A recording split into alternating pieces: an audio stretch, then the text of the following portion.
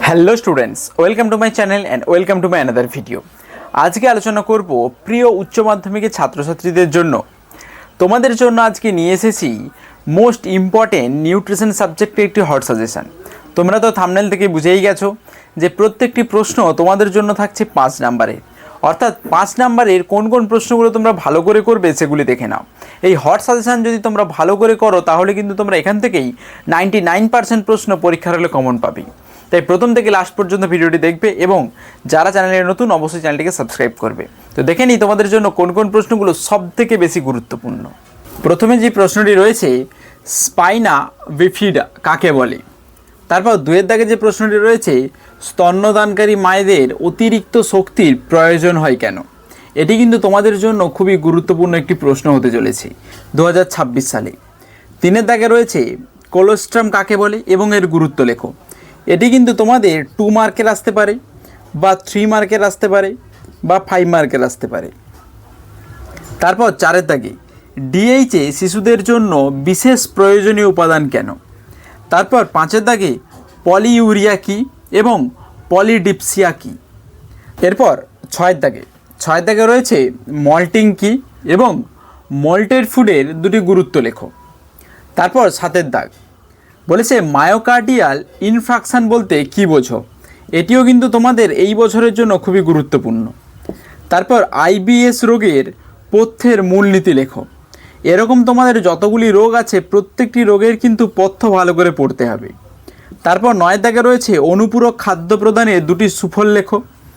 10-এর দাগে রয়েছে, এফএকিউ এর কার্যাবলী উল্লেখ করো।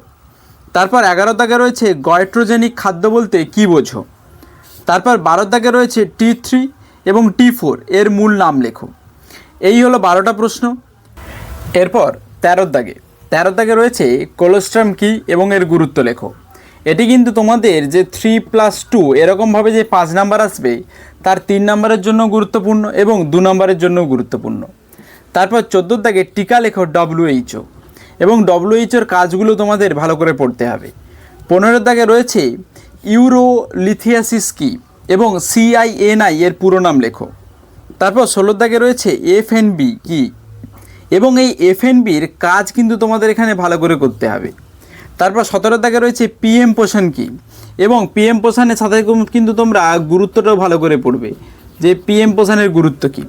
তারপর 18-এর দাগে, বৃক্কীয় পাথর কী এবং এর লক্ষণগুলি লেখো। এটি তোমাদের 2 মার্ক আসতে পারে, এটিও 2 মার্ক আসতে পারে বা 3 মার্ক আসতে পারে। তারপর 19-এর দাগে, ICDS প্রকল্পের কাজগুলি লেখো।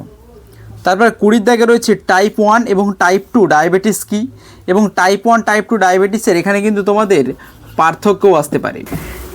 এই ছিল তোমাদের 20টি প্রশ্ন, যেটি তোমাদের মোস্ট ইম্পর্টেন্ট 20টি প্রশ্ন। এই প্রশ্নগুলো করলেই কিন্তু তোমরা পরীক্ষার হলে কিন্তু 99.99% প্রশ্ন কমন পাবে।